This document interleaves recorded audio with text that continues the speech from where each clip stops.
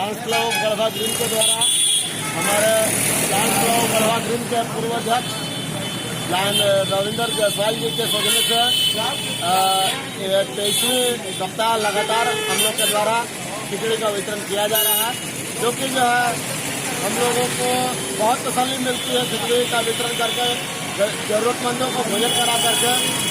और इसकी कोई तुलना या कोई क्या कहा जाए उसको, कोई वो नहीं है कि जो तसल्ली खुद को मिलती है जरूरतमंदों को भोजन करा करके।